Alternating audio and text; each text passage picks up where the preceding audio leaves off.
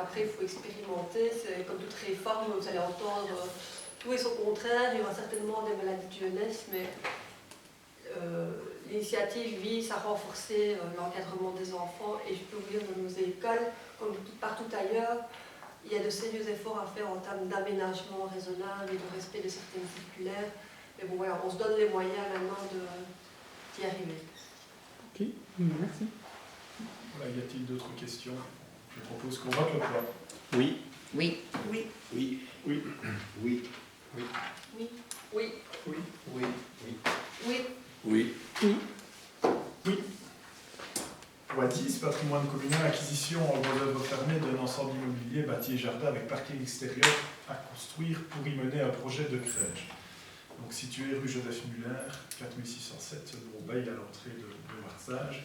Donc considérant que la commune d'Alem est convaincue de l'opportunité de poursuivre un projet d'ouverture d'une crèche sur le territoire communal, désireuse de pouvoir développer et renforcer l'offre d'accueil de la petite enfance à l'attention des parents, considérant que dans ce cadre est apparue l'opportunité pour la commune de Dahlem d'acquérir des locaux au sein d'un immeuble à ériger sur la parcelle cadastrée 3e division Bourbeil, qu'en effet la commune a été informée de l'intention des consorts Linders de mettre en vente une partie d'un bâtiment érigé par ses soins sur la parcelle subvisée, considérant que ces locaux pourraient sans difficulté être aménagés par les soins de la commune de Dahlem pour y exploiter une crèche, considérant que la commune a rapidement marqué un vif intérêt pour cet immeuble, sachant que sa localisation et la superficie des locaux s'avéraient adéquats pour y loger un milieu d'accueil de la petite enfance, à la condition toutefois que le projet de création d'une crèche soit retenu par la Fédération Wallonie-Bruxelles et la région Wallonne dans le cadre du présent appel à projet, que la commune a donc marqué un intérêt pour l'acquisition de ce bien par exécution des travaux projetés afin d'y installer une éventuelle crèche.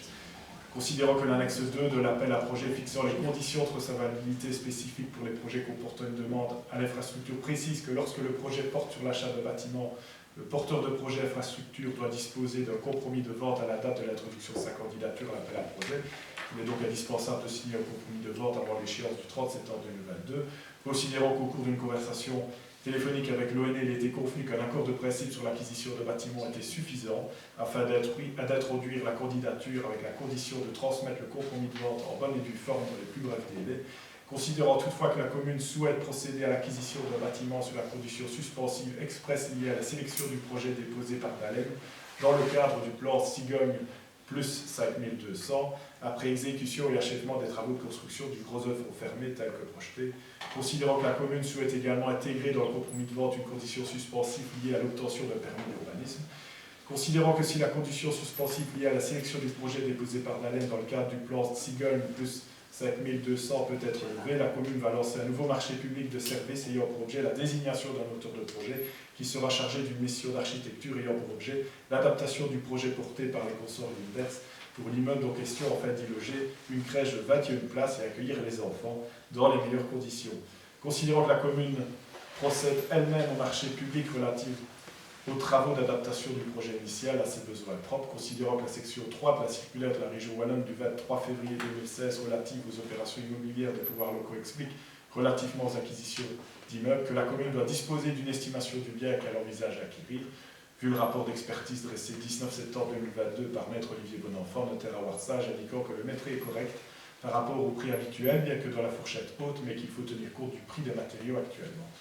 Attendu l'avis favorable du receveur régional, rendu en date du 20 septembre 2022, conformément à l'article L112440 du Code de la démocratie locale et de la décentralisation, le collège communal propose au Conseil de marquer son accord de principe sur l'acquisition en gros œuvres fermées d'un ensemble immobilier, immeuble bâti, quote-part dans l'assise de construction de 360 m² et un jardin de près de 700 m², 698 m², avec parking extérieur, 202 m² pour 12 emplacements et 4 dépôts minus plus accès, au sein d'un immeuble érigé sur la parcelle cadastrée 3e division, Bourbeil, sous la condition suspensive de sélection du projet, comme je l'ai déjà dit, et propose au Conseil de fixer le montant de la transaction à un montant total estimatif de 820 691 €, TVA compris, ce montant détaillé comme suit: gros œuvres fermées 376 000, soit 455 000 TVA comprise, comprenant le gros œuvre maçonnerie, la charpente, la couverture menuiserie extérieure, les frais d'architecte, ingénieur, recette sol, PEB, raccordement bureau d'études sont de 93 000 €, TVA comprise. La quote-part du terrain jardin plus frais d'acte à 149 000 €, aménagement parking à bord à 100 000 €, soit 122 512 €, TVA comprise. On propose ici d'approuver. Donc tout ceci, donc je pense que c'est une opportunité à saisir et nous vous invitons à voter ce point favorablement. Ariane, veux-tu peut-être ajouter quelque chose? J'ai eu la idée. Monsieur Lionel Martin, architecte des consorts Lambert, c'est également dans le public. Si vous avez des questions précises sur l'avant-projet, je vous invite à rejoindre. Venez vous asseoir peut-être. Vous voulez être place aussi. Peut-être présenter dans ces grandes lignes le projet. Vous pouvez venir ici. Je ne manque pas. Ouais, vous avez eu des informations j'ai pas fait de copie. Oui, non. On n'attend pas une présentation. On sait que c'est un avant-projet. Oui, à ce stade-ci, c'est pas de fait, je peux le bâtiment à disposition. Un avant-projet. Voilà, je pense qu'il y a déjà beaucoup d'informations qui ont pu, bonjour, d'abord bonsoir, qui ont été données. Donc en fait, moi j'interviens ici au départ, je ne sais pas, vous m'arrêtez si c'est trop long. J'interviens dans le cadre d'un projet de construction au départ et il se fait jour très rapidement la possibilité d'intégrer une fonction sociale dans le bâtiment. Alors, je ne vais pas revenir, ça fait plus de 2 ans qu'on est là-dessus. Ça se précipite un petit peu ici, compte tenu des conditions de l'octroi du plan Sigogne, voilà, qui a un peu précipité les choses, mais la réflexion était en cours depuis longtemps, donc ça n'a pas été trop compliqué d'accéder aux demandes des conditions d'introduction de dossier plan Sigogne. Bon, donc, pour faire bref, c'est un bâtiment, la crèche en question serait le rez-de-chaussée d'une partie du bâtiment qui serait par ailleurs dévolue à du logement classique. Je ne vais pas ici, parce qu'il n'y a pas matière à rentrer dans les détails de l'architecture, de composition. Il faut simplement savoir que dans le cas d'espèce, la partie qui serait dévolue à la crèche serait la première phase d'une construction à faire en 3 fois. Donc on ne va pas faire non plus des travaux qui vont nécessiter 5 ans d'être finis. La crèche, on doit en plus tenir un délai pour le plan Sigogne, qui est un maximum, si je me demande, le 31 août 2026, pardon, oui, pour être opérationnel. Et d'après, si tout se passe bien, on devrait pouvoir être opérationnel bien avant ça, en 2025. Cela nécessite évidemment une approbation au niveau de l'urbanisme communal et régional. Donc c'est presque la seule grosse inconnue en ce qui nous concerne, la conception et la réalisation technique, ça devrait logiquement suivre. Ce qu'on a étudié ici, c'est aussi en conjonction, en amont de ce qui a été présenté pour le plan Sigogne avec l'ONE, Mme Assumption. Il y a eu des discussions, des choses qui font que le projet est en soi réfléchi, des solides. On n'a pas fait un carré en disant on va faire ça comme ça. Et le terrain permet, je pense que c'est important, une gestion aussi des accès. Donc vous voyez où se situe le terrain. C'est à l'entrée de la ligne droite de l'entité de Vorsage. Il n'y a pas de problème de parquage qui sera occasionné par l'usage de la crèche, sauf si tout le monde vient à la même heure, en même temps, ce n'est jamais le cas. Donc je ne sais pas expliquer, ou alors je rentre dans quelque chose, je peux discuter 3 heures sur le projet, mais je ne pense pas que c'est l'objet, ce sera... Voilà. Donc en gros, c'est un projet qui est simple. Les coûts qui ont été présentés, c'est vrai qu'on est à un stade, on part d'avant-projet, on est dans une esquisse poussée, hein, on n'est pas au-delà, puisqu'on a vraiment dû aller assez vite. Et cela dit, on a quand même pris le temps de mettre le tout pour donner des chiffres qui étaient consolidés, parce que sinon c'était envoyer un chiffre à la tête et on n'était pas très sûr de notre coût. Donc, l'ensemble des paramètres à ce stade-ci est maîtrisé. Il faut voir si le plan Sigogne viendra, mais ça c'est pour janvier, je crois. Janvier, oui. Et donc, moi j'ai accepté le deal, pour le dire comme ça, de travailler sur le projet un peu à l'aveugle, hein, sans savoir si ça ira jusqu'au bout, pour pouvoir gagner du temps sur le timing. Parce qu'il faut savoir que, si j'ai bien compris, le plan Sigogne vous octroie des subsides, mais il y a des points qui sont attribués en fonction du moment. Et plus tard, voilà, plus tard vous rentrez en en fonction. Plus Moi, vous lésé. êtes plus vous êtes lésé. Plus vite on y arrive, mieux c'est. Là, il faut être réaliste. C'est un projet conséquent. Ça nécessite les autorisations administratives. Donc là, dans le meilleur des cas, on serait éventuellement en capacité de commencer quelque chose au mois d'août de 2023. Mois d'août-septembre 2023. Et puis après, ce sera dans les mains des constructeurs. Donc là, c'est à eux de gérer le timing.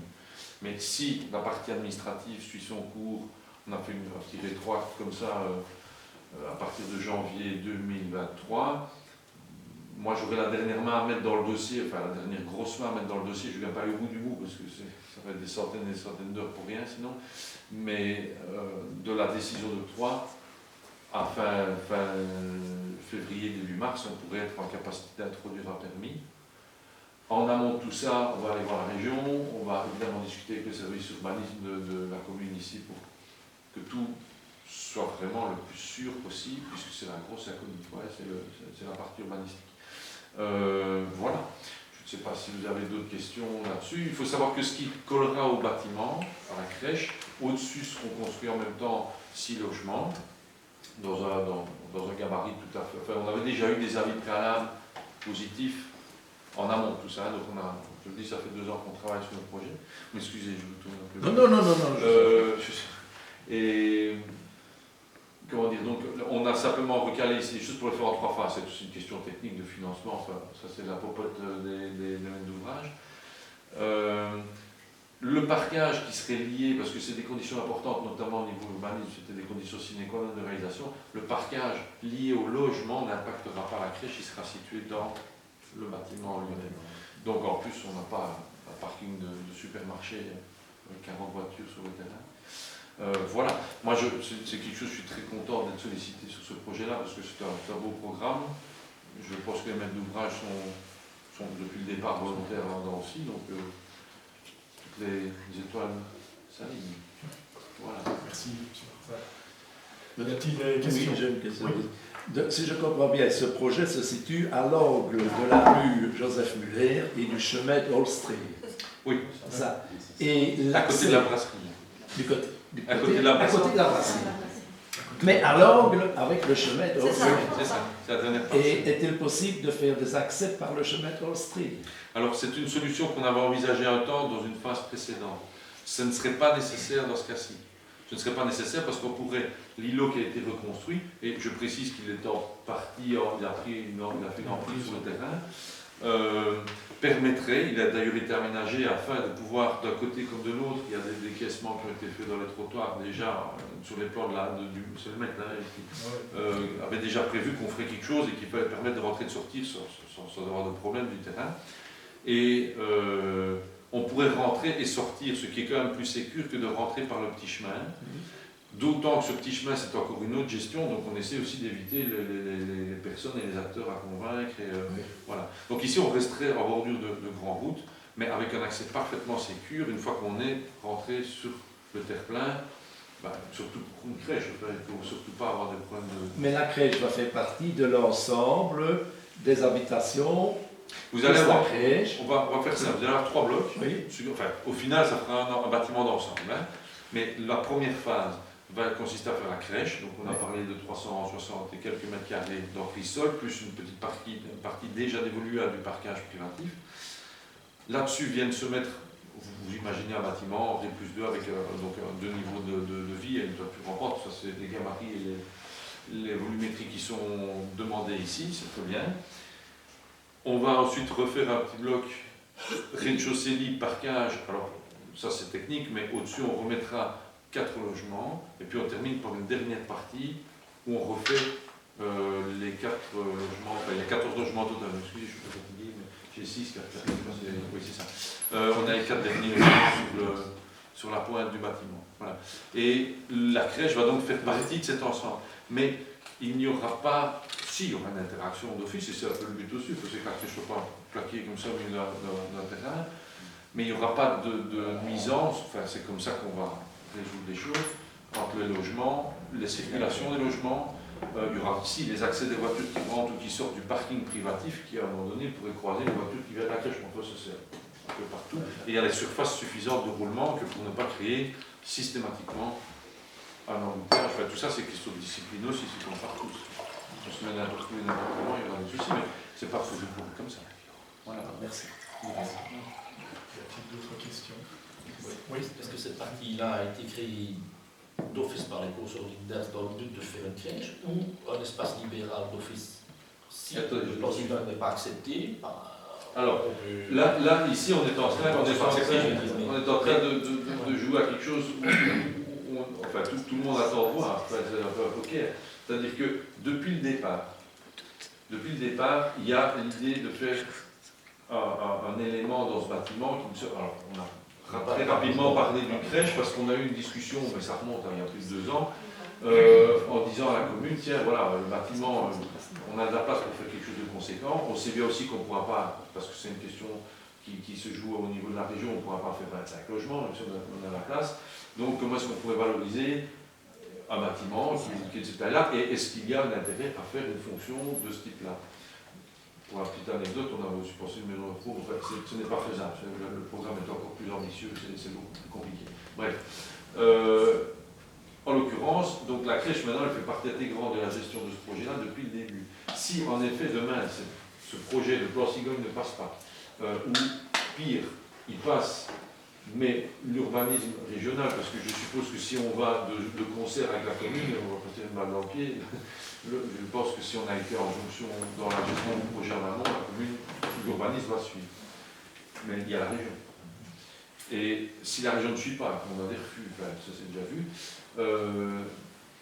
on devra nous recaler le tir. Alors les LINDERS reprennent leur popote, ils rediscuteront avec la commune de ce qu'ils peuvent faire sur la crèche, et on aura perdu du temps, certainement un peu d'argent quand même dans l'affaire, mais...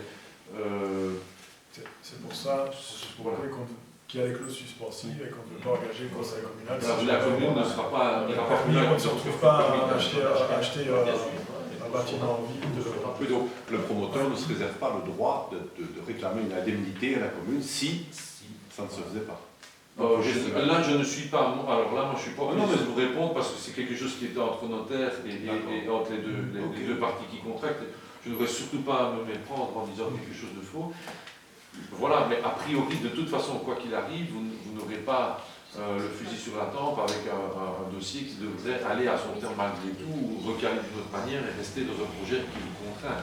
Je pense que si le projet tombe à l'eau, il y a peu de chances qu'on ait une seconde chance. Enfin, je veux dire, ne fût-ce qu'au niveau des subsides, et que la région changerait son fusil d'épaule après coup. Pourquoi? Alors ce serait vraiment cynique. Donc, on va tout faire. Donc moi, quand on arrivera au 31 janvier 2023, j'aurai, j'espère, enfin, on va tout faire pour, on aura un avis préalable ici à la commune en bonne intelligence avec le service urbanisme sur le fait de ce qu'on présente. Pour eux, ça ne pose pas de problème. Et au niveau de la région, une consultation au niveau du fonctionnaire délégué pour être sûr qu'il n'y a pas déjà dès le départ une condition de victoire. Ils vont dire non. Donc, après qu'ils mettent des conditions, ça c'est toujours un petit peu comme ça. Mais on va les consulter avant. Si quand je reviens en décembre ou début janvier, enfin peu importe quand ça tombera, je dis écoutez, la région c'est peine perdue, on n'aura rien, on ne pourra pas comme ça, enfin, j'en sais rien. J'en informerai le bourgmestre, Mme Polman sur l'urbanisme et on fera le point. Et on verra bien si on sait qu'on va dans un mur avec des recours et des recours et des recours. Parce que c'est important à dire, indépendamment du fait que ce serait frustrant, on pourrait toujours finalement peut-être avoir gain de cause au bout d'une certaine procédure bien longue, mais vous avez l'échéance du 31 août 2026. Donc si on a des recours sur recours et que surtout avec un projet qui déborde complètement, on se retrouve dans des clous. Ce serait vraiment dommage. Les enfants qui auraient pu profiter de la crèche seraient déjà les compris.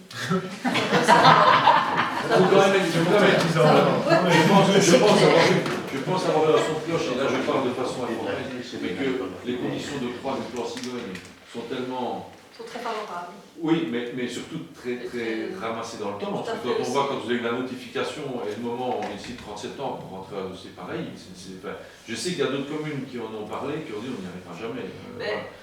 Donc il y a peut-être... Oui, maintenant, ce qu'il y a, c'est qu'on parle d'expérience également. Moi, comme j'ai expliqué, c'est mon 3e mandat et je fais de la petite enfance. Au début aussi, on s'est ramassé, on sort dans le même délai des plans où 2 mois après, il faut produire quelque chose. On s'est ramassé une fois, on s'est ramassé une deuxième fois, on n'a dit pas 3 fois. Surtout qu'ici, vu la récession économique, on nous annonce qu'il n'y aura pas de nouveau plan avant 10 ans, sauf si ça changeait de priorité. Donc on ne veut vraiment pas louper le coche, et ça fait déjà des mois et des mois et des années qu'on est en contact régulier avec l'ONE, avec leurs instances, pour se préparer à quelconque plan cigogne, pour rassembler déjà les informations qui sont difficiles à collecter, déjà les rassembler pour que quand ce plan cigogne sort, on soit quasi prêt. Et ça a été le cas cette fois-ci. D'ailleurs, je remercie tous les services administratifs et tous les partenaires qui ont travaillé, parce que j'ai envie de dire que si on y arrive, ce sera un succès d'équipe, quoi. Voilà. Oui, parce que c'est très conséquent. Ah oui, franchement, et ça l'est d'autant plus pour des petites communes comme nous. Comme je dis toujours, on n'est pas à Herstal, on n'est pas à Liège, on n'a pas de services juridiques. Nous, c'est vraiment la base, quoi. C'est X agents qui chacun Vous avez moins de choses dans le sous-sol, déjà. Parce qu'à la ville de Liège, quand on doit faire des travaux, c'est quelque chose. Donc voilà. Donc allez, j'ai envie d'être optimiste. Il faut l'être. Mais donc ici, ça va être un gros travail d'ici l'introduction de la demande de permis dans un temps très court pour tout le monde. Mais on est juste, voilà. Ouais, je pense. C'est la question que je posais au niveau de la conception de, parce que je ne sais pas si vous avez l'habitude de faire ce genre de projet.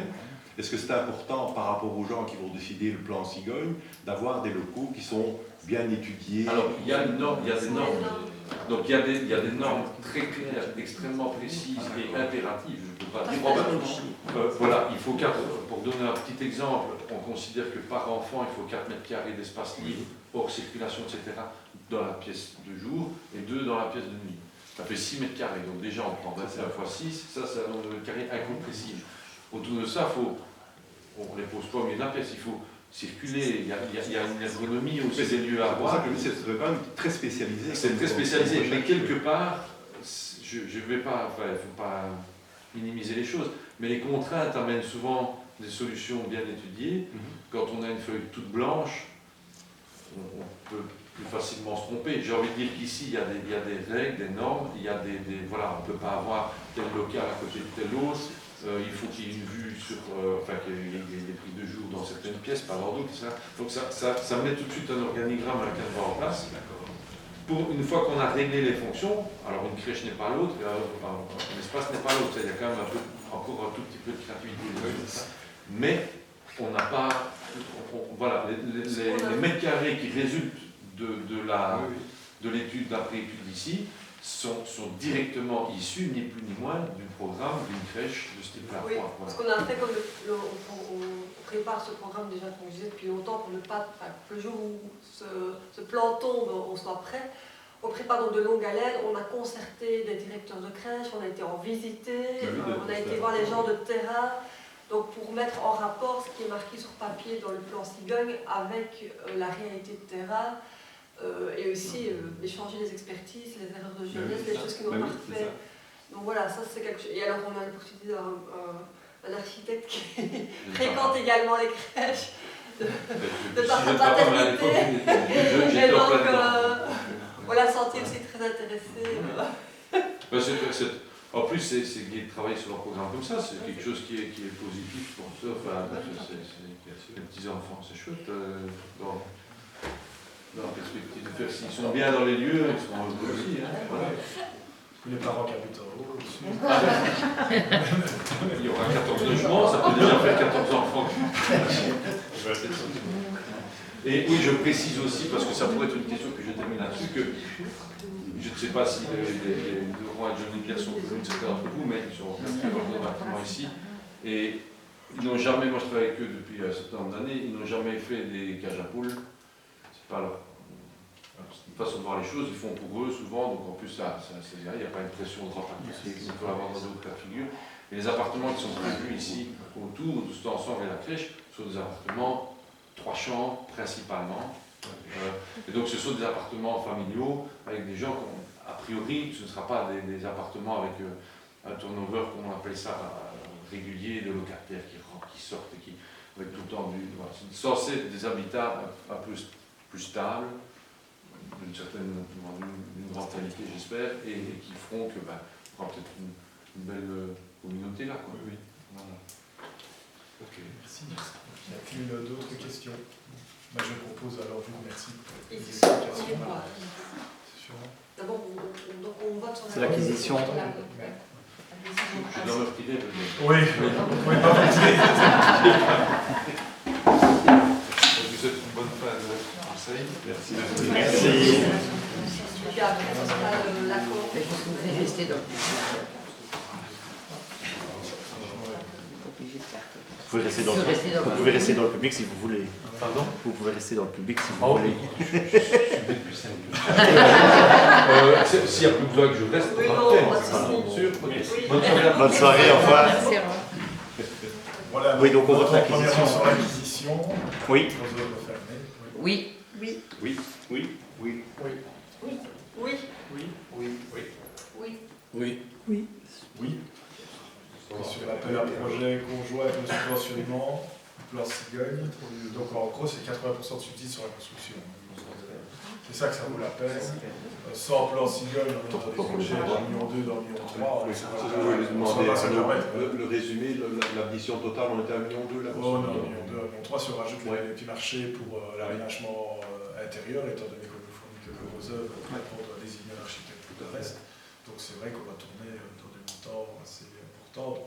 Avec le calcul, 80% de subsides, mais ça reste faisable. Et alors l'idée après, je pense qu'on peut déjà en parler en toute transparence, c'est de faire un marché pour désigner une SBL pour la gestion. Donc là, on devra lancer un marché, il y a plusieurs SBL dans le coin, il vient d'y avoir ça sur la crèche, il y en a d'autres ici dans le coin, Mini ou autre. Donc c'est la logique. Est-ce qu'on peut voter sur ce point? Oui. Oui. Oui, oui, oui, oui. Oui. Oui. Oui. Oui. Oui. Tu peux y aller, Marie. On a eu un délai Non, super. Le délai jusqu'au 15 octobre. c'est ça. C'est aujourd'hui. Tu fais les pauses. Tu fais les On s'est déjà vu mardi. Oui, les règles, c'est bon. On peut rentrer. Ne bouge pas ce week-end. Ne bouge pas ce week-end. Donc il y a un point que nous souhaitons passer en urgence, appel à candidature fonction directeur adjoint à l'école de Bernaud. Peut-être avant de voter l'urgence, Ariane, tu sais juste expliquer pourquoi est-ce qu'il faut passer ce fois-ci en urgence. Parce que la DPPR du directeur en fonction commence déjà ce mois-ci et donc il faut que ce soit validé. Il faut que ce soit validé dès aujourd'hui pour que... DPR, c'est quoi ça? C'est une Demande de mise départ en à la disponibilité préalable. Donc ça veut dire que quand le temps qu'il va libérer sera vacant. Donc ce sera un poste vacant, va libérer une partie d'emploi pour quelqu'un d'autre. Et donc c'est ça qu'il faut le formaliser et ça doit absolument rentrer. Ça doit passer au conseil, de toute façon on ne peut pas attendre le conseil prochain. Donc je propose d'accepter l'urgence, c'est le premier vote. Oui. Oui. Oui, oui, Oui. Oui. Oui. Oui. Oui. Ariane, peut-être veux-tu en dire un peu plus sur le point, alors tu as motivé l'urgence ou alors tout Oui, le monde a... donc, juste expliquer, le principe c'est que donc, le directeur va réduire son temps de travail et donc pour ce faire, il peut se faire remplacer. Donc nous devons faire un appel officiel à candidature. Maintenant, pour ne rien vous cacher, nous savons qu'il y a un candidat, une candidate qui va donc remettre sa candidature et donc elle sera également soumise à une évaluation comme le sont les directeurs. Son travail sera évalué, elle va rendre des comptes, donc voilà, ce n'est pas un remplacement en tant que tel. Donc précisons quand même, comme je le fais chaque fois, donc je l'ai fait en copalogue et autres, le fait de prendre ce poste ne lui donnera pas de priorité sur un éventuel poste vacant futur. Donc elle n'engrange rien en termes de priorité par rapport à l'autre candidat quand le poste sera totalement libéré. Et de mémoire, la direction devrait être à la pension Dans 4 en ans. C'est dans 4 ans. 2026. Il fait encore 4 ans, c'est ce qu'il m'a dit encore. Oui, en 2026, il a dit. Et c'est un temps qui va augmenter dans le temps, ça va aller crescendo. Maintenant, si c'est 4 jours semaine, ça va peut-être devenir C'est 3. possible, Oui. ça peut, oui. Et la personne qui va le remplacer gardera son statut d'enseignant? Oui, donc elle va toujours prester en partie. Ah oui. Tout à fait, oui. Donc ici, elle prend le 5e temps. Et ils ont dû aussi, ils doivent aussi bien clarifier les choses. Donc elle doit s'engager, le directeur en place doit identifier les tâches qu'il délègue au-delà des tâches de manière justement pour que pour l'évaluation ou en cas de souci disciplinaire ou autre, on puisse bien identifier les compétences de chacun et les responsabilités de chacun. Voilà. Voilà, ici le vote qui vous est demandé, donc c'est d'arrêter l'appel à candidature pour la fonction de directeur ou directrice adjointe à l'école de Vernon-Gourben. C'est ça. Tout le monde est d'accord? Oui. Oui. Oui. Oui. Oui. Oui. Oui. Oui. Oui. Oui. Oui. Et Nicolas, tu me dis si je me trompe, parce que je suis arrivée en retard au compagnon l'a dit. Mais donc ici, ça ne va pas devoir être chaque fois reformulé une fois qu'elle sera en place si le directeur poursuit sa DPPR. Pour moi, non. Ça, c'est fixe pour les 4 ans. C'est fixe pour les 4 ans, voilà. Maintenant, la personne pourrait demander d'arrêter ses fonctions si elle le souhaite après 1 an. Oui. Mais sinon, c'est une reconduction tacite. Merci, Ariane. Y a-t-il des questions d'actualité? Mais je vous souhaite alors une bonne soirée. On se donne rendez-vous au mois d'octobre. Ce sera certainement le 20 octobre. Comme ça, je vous préviens déjà.